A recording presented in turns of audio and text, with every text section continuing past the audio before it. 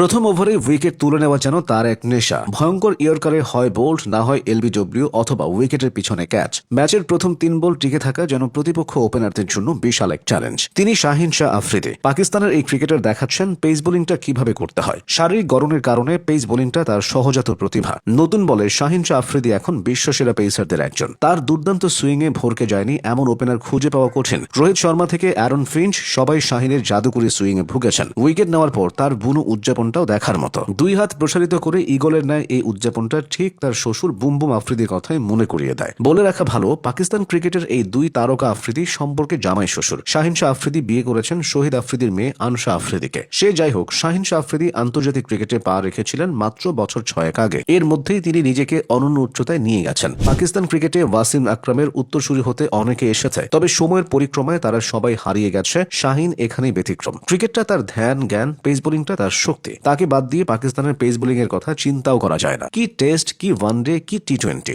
সকল ফরম্যাটে তিনি পাকিস্তানের পেস ডিপার্টমেন্টের নেতা।